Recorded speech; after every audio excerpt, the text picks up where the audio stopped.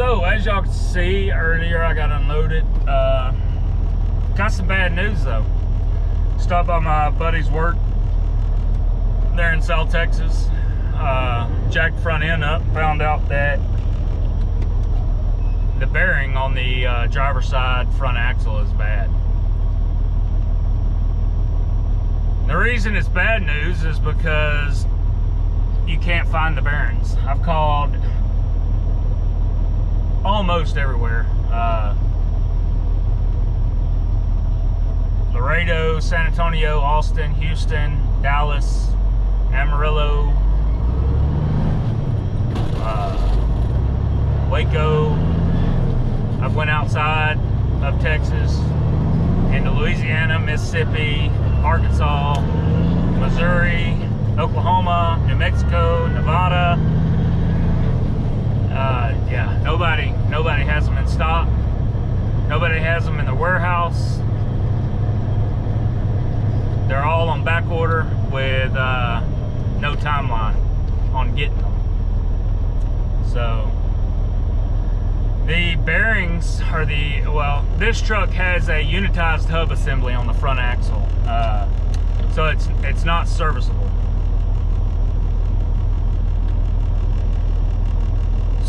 So I've called around to some other places, and one other place here in San Antonio, it's called San Antonio Truck and Equipment. It's a salvage yard, a semi-salvage yard. They're going to be my option. So they're going to be the ones that get me back on the road. They sell the Meritor unitized hub assemblies. Granted, they are used. So that's what I'm going to end up having to do to get me back on the road for now. What I am looking at doing is buying a new front axle and swapping the axle out. I can get an axle from them for $1,000. The unitized hub assembly will cost me, I think he said $265. But like I said, right now I'm gonna go ahead and get a hub assembly from them. After I check out the front end, I still got to get it to the house and make sure the spindle isn't messed up on this truck, or on that front driver's side axle. So I need to go home, pull the wheel off, take the hub off, and check the spindle. If the spindle's messed up, then I'll probably look at going ahead and changing the front axle now. But it's all dependent on what the spindle looks like. So with changing the front axle, I probably, even if I change the hub out right now, I'm probably going to go ahead and change the front axle. And the reason being is because I can get a serviceable style hub axle from them that come out of a FLD 120. So, you know, I can know when the bearings go bad, and I can service them myself as far as bearings, races, and seals. So that's probably eventually what I'm going to end up doing. Like I said, if I get home and see that the spindle is okay, then I'm just going to change the hub out for now. But anyway, that's it's kind of where we're at right now.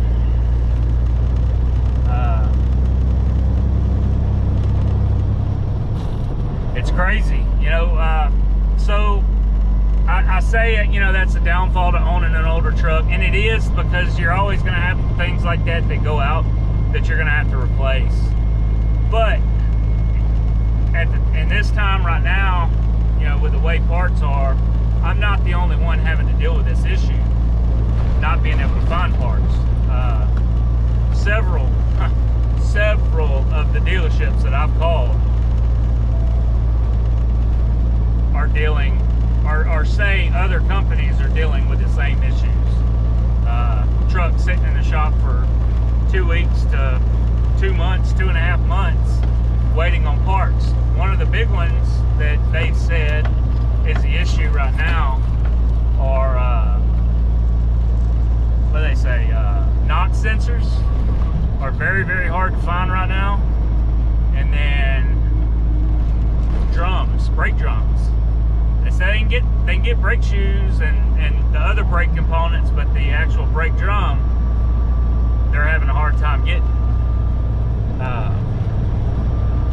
And it's causing trucks to go down for a month or two. That's crazy. I don't know how a business, especially, you know, a small business, can sustain that. And, you know, I can't go down for a month or two waiting on a part. So, you know, I'm gonna figure out whatever I have to figure out to do to keep running. Like I said, this is my option right now, going with a used hub assembly. So, yeah. Anyway, that's kind of where we're at. I'll know more, I guess, tomorrow on which direction I'm gonna have to take, whether it be changing the hub or swapping the front axle. But anyway, just thought I'd let y'all know. We'll holler at y'all later.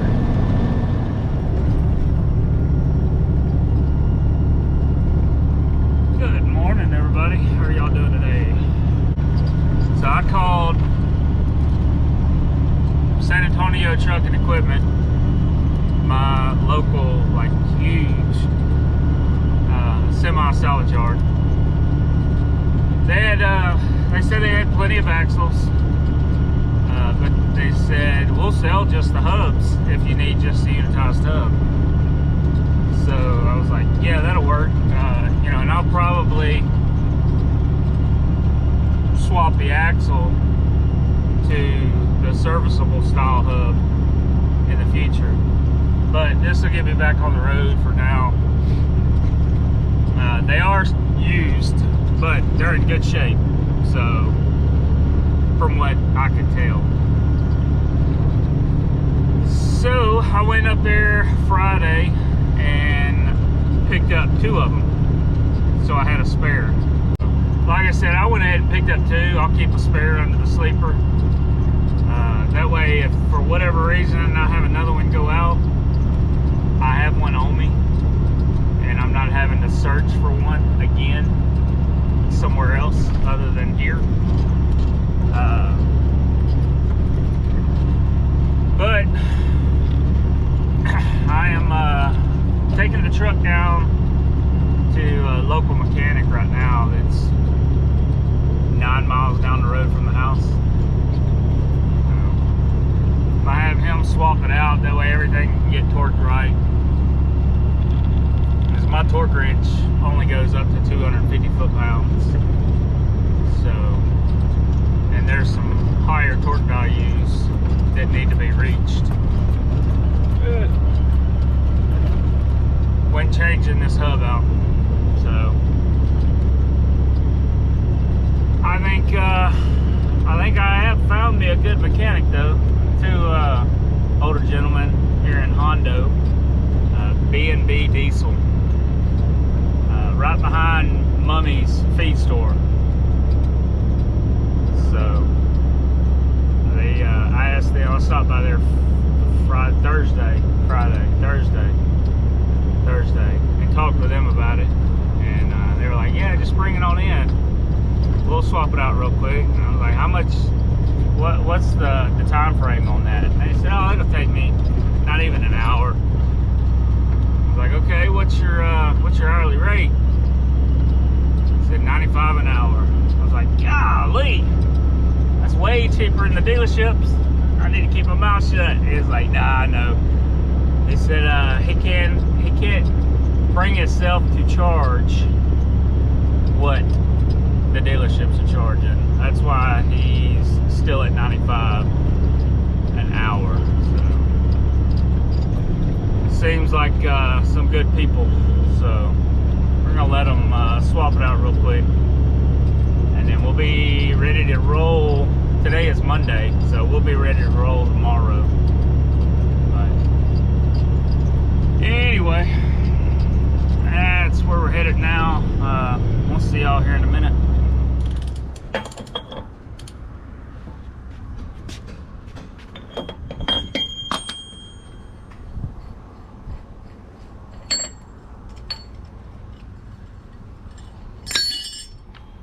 That seemed like it was a little loose too, huh? Well, it's just a jam nut.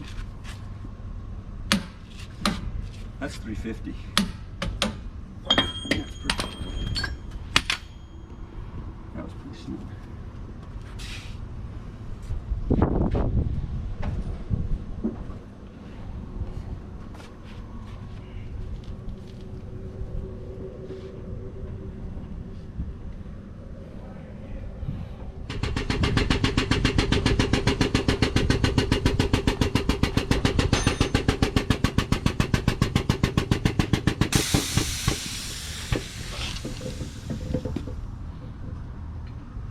A little wore out, huh? Pretty loose. That's why it's here.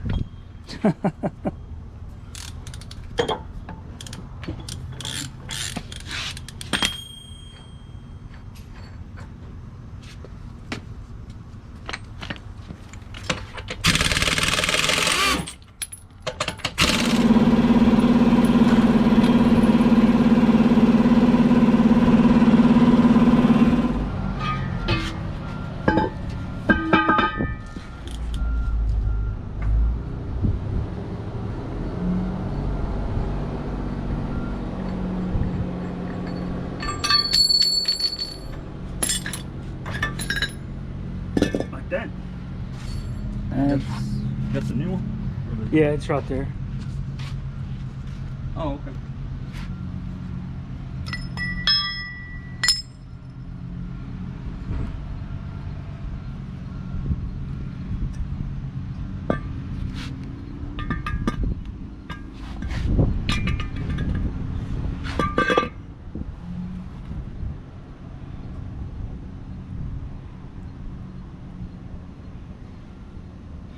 Pretty big little gap right here.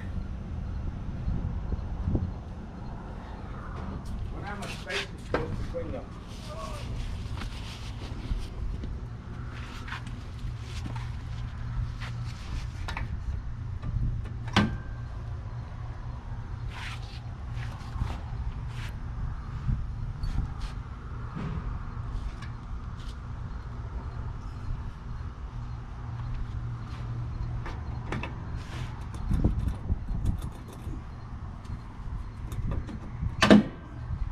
There it goes.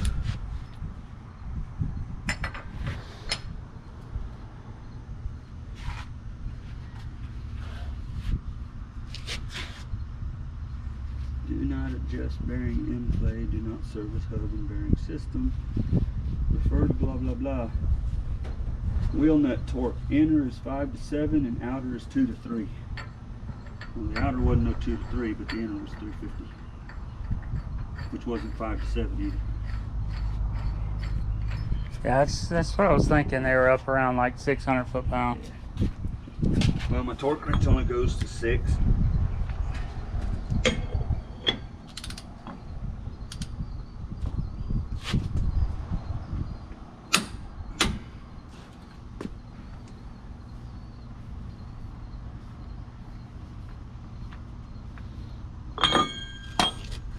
I need to get me a bigger torque wrench.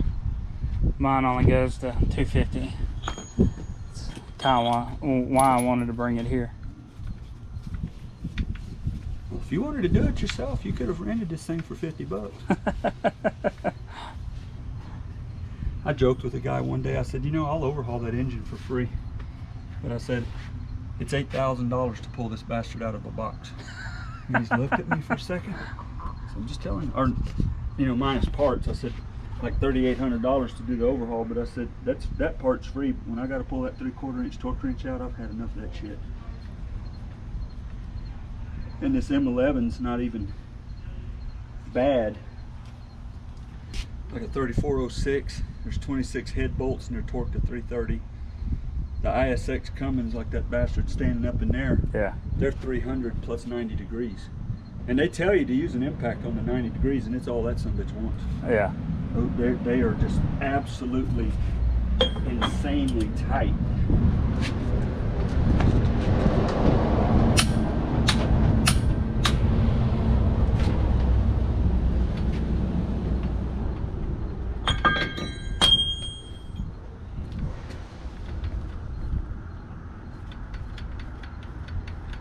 You're the witness. It's 550. It's one of those things at that point some bitch ain't coming off anyway. Yeah. Now, you don't do these like you do like trailer bearings where you...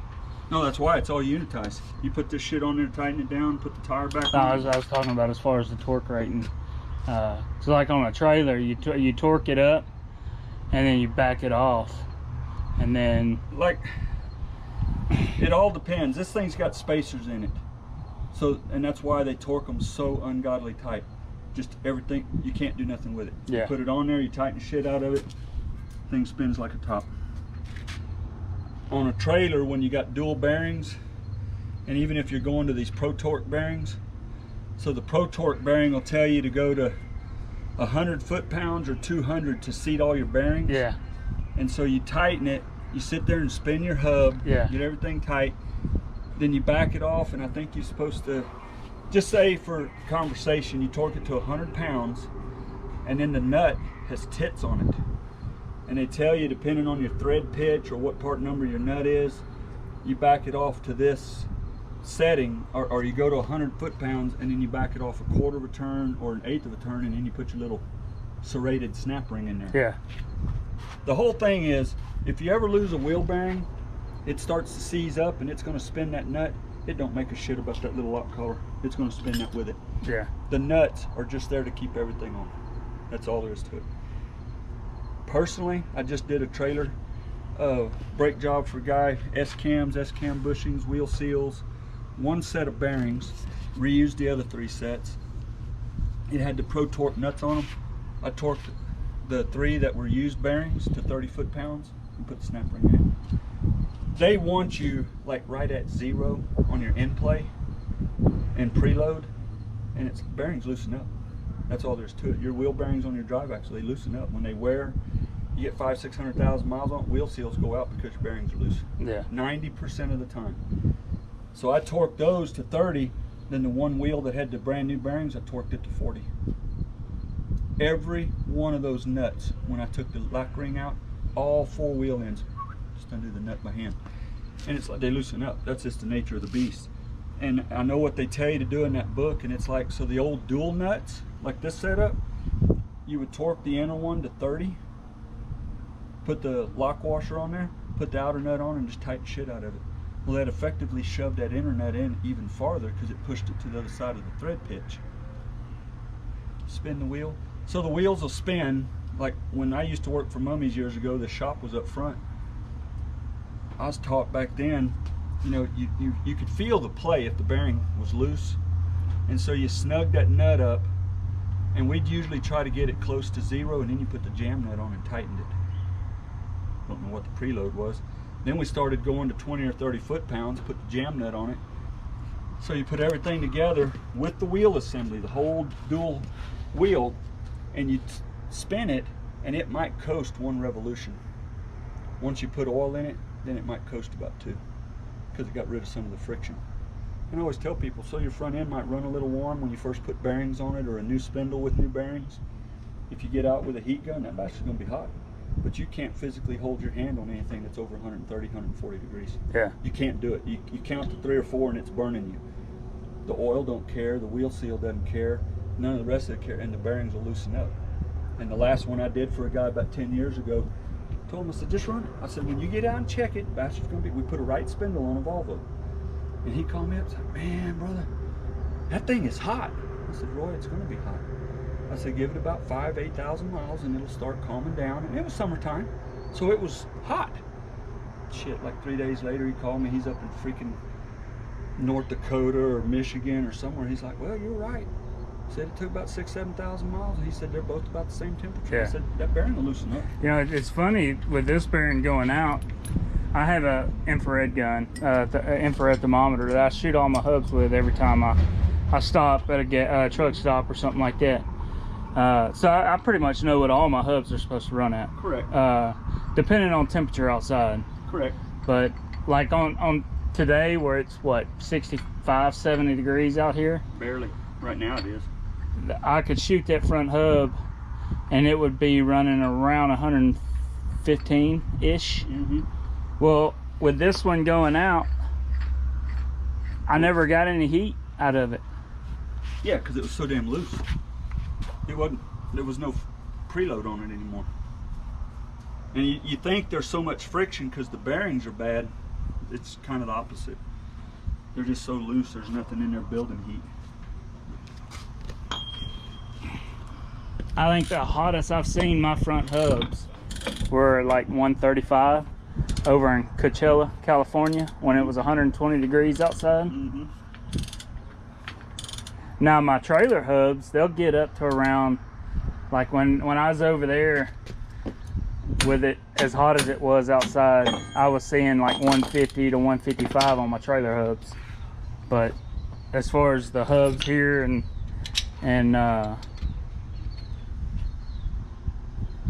you know, checking my drives, they stayed around 130.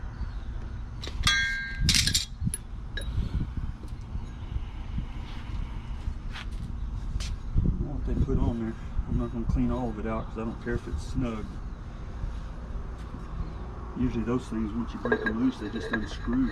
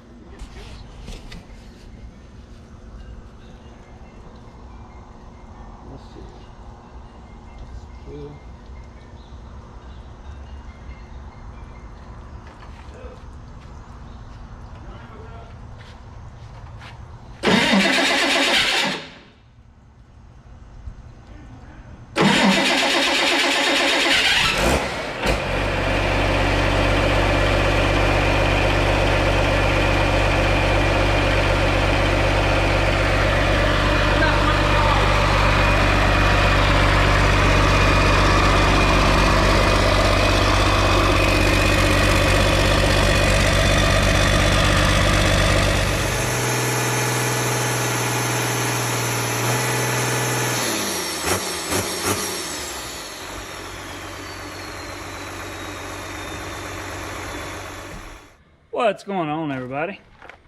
So we got the truck fixed this morning. Yeah, that wheel bearing was kind of bad. Hold on, let me adjust this a little bit. Anyway, that wheel bearing was kind of bad. Hello, Spider.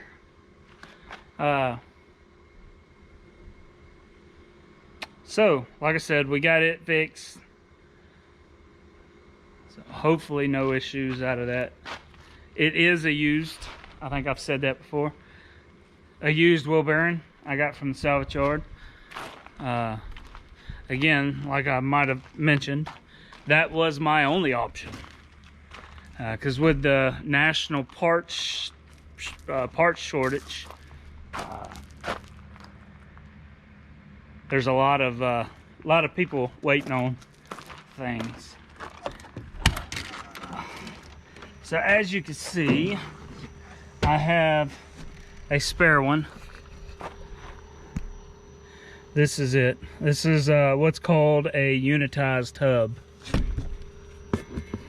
Now, I took it with me this morning. That's why it's kind of not sealed up or anything. I will be putting some stuff to cover them bearings up, because I will be setting this up underneath the sleeper.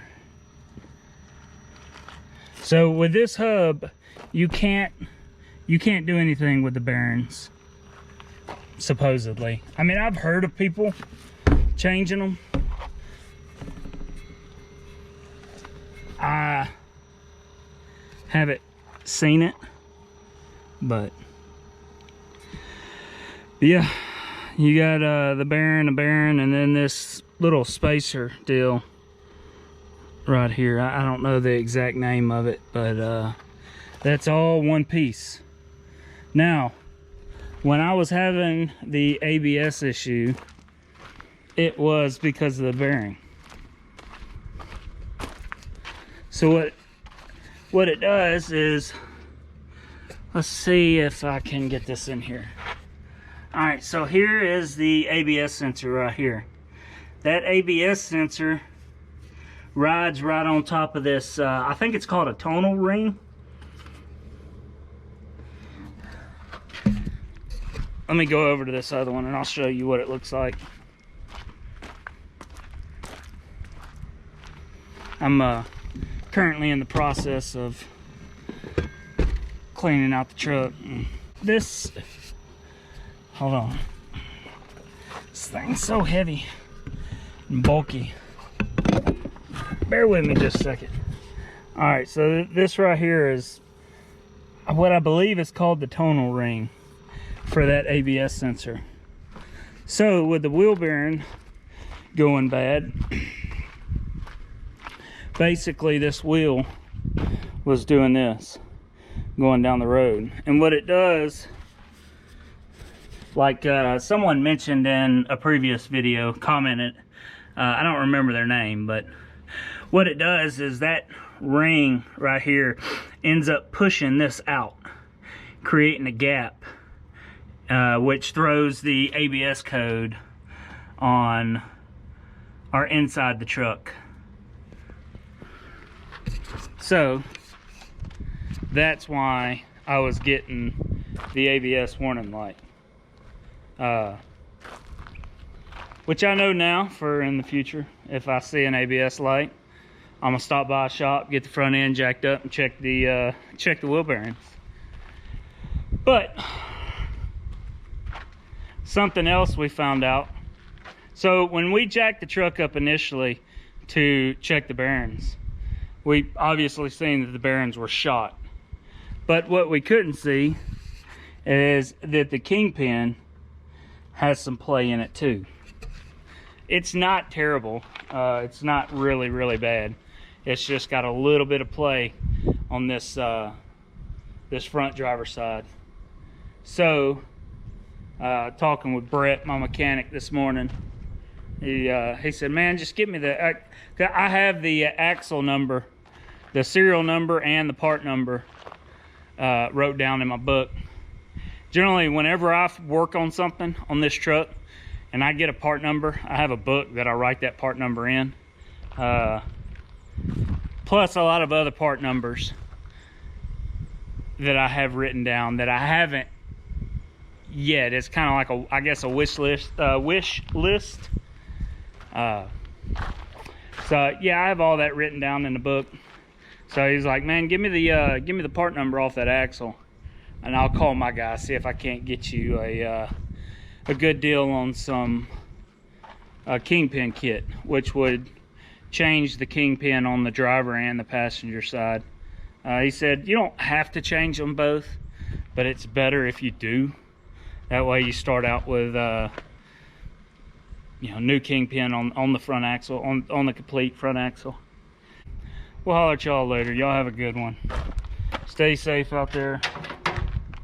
We will holler at y'all next time.